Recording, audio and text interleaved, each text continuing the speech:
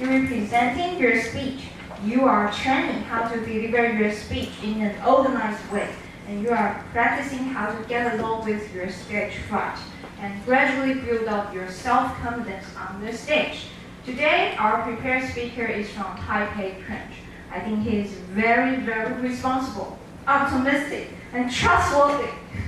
The leadership skills I learned from him is to stay calm all the time.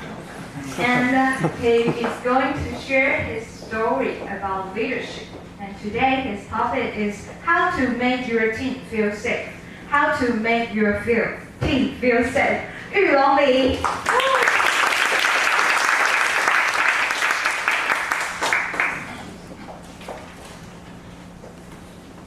Good leaders make their people feel safe. Good leaders create an environment that their people are willing to devote their heart and capacity to achieve leaders' visions. Please recall any movies and stories about United States Army.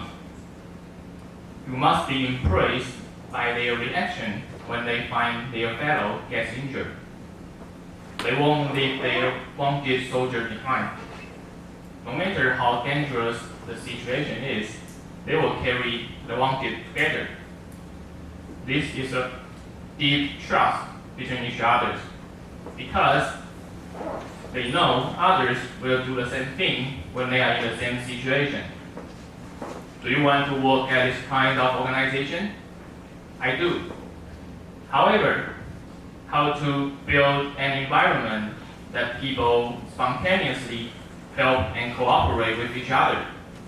I think the most basic and the most important thing is sacrifice.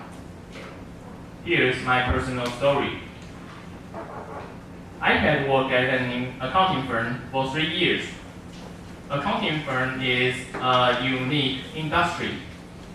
The job is well paid, but you have to devote most of your time at work, including holidays and weekends.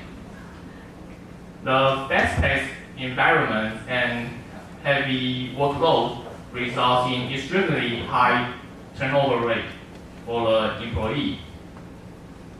And in my third year, I was in charge of a case with 4 colleagues as my team member. Our task is to finish the case in 5 months. Crisis happened by the end of the first month. The heavy workload and long working hours crushed my team. The pessimistic and negative emotion spread around the team. They started to complain and wanted to quit the job. Meanwhile, my request of gaining more team members had been rejected. Dear fellow Toastmasters and future leaders, what will you do under this kind of circumstance?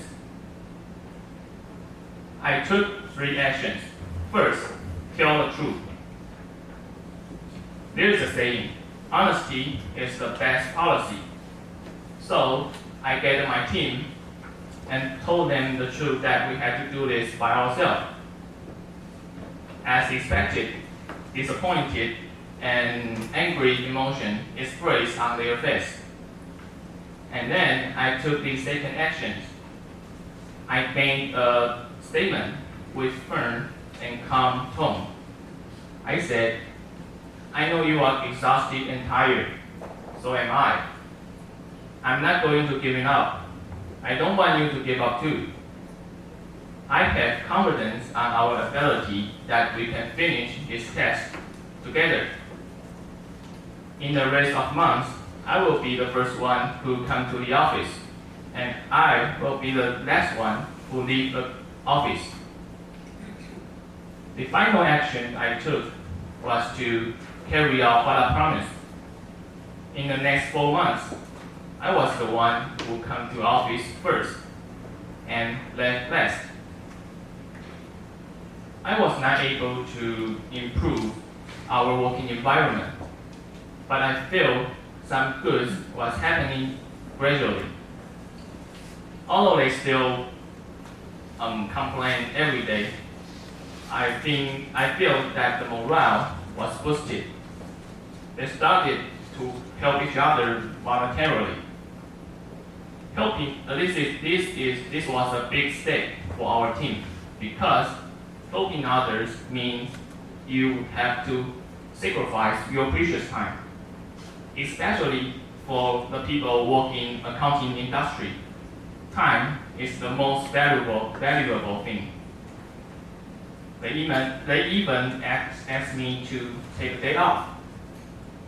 From that moment, I knew we became a strong team. Finally, without a doubt, we accomplished our mission. A leader is not just a guy who allocates tasks or issues orders. We call them leaders because they choose to sacrifice to make their people feel safe and protected.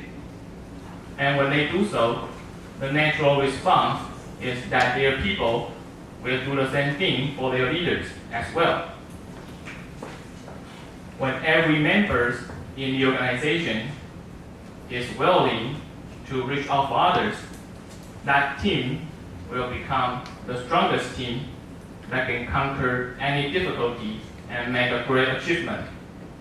And that is the organization we all like to work in, isn't it? Thank you. Yes.